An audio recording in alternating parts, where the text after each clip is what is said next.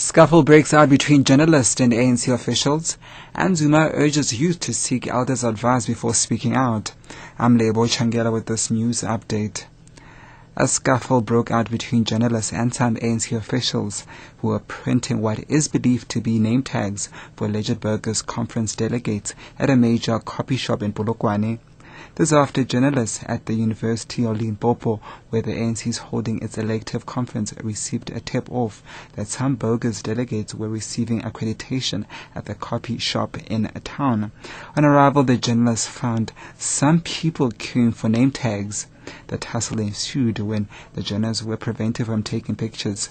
One print journalist was hit with a brick, his camera confiscated and the memory card destroyed. The camera was later returned. A case of assault and malicious damage to property has been opened.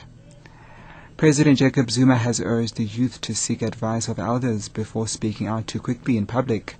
Zuma was speaking at the funeral of the first Director General of the National Intelligence Agency, Sizakela Singashe. The 74-year-old died on Tuesday after a short illness.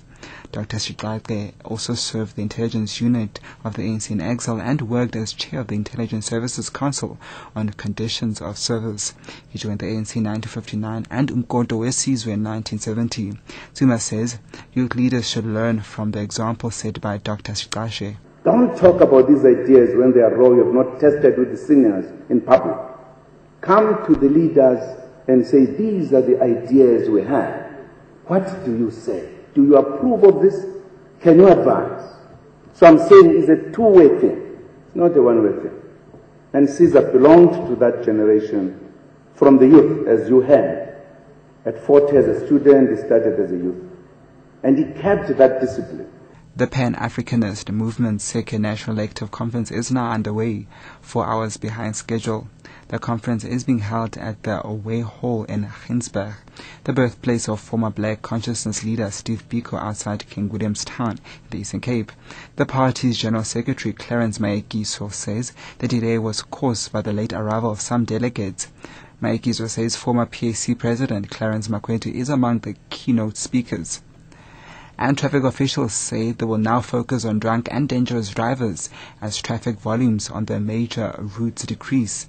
Less than 1,000 vehicles per hour have been recorded passing through the Moy River Toll Plaza on the N3 southbound from Johannesburg to Durban. According to the Road Traffic Management Corporation, this is the busiest route this long weekend.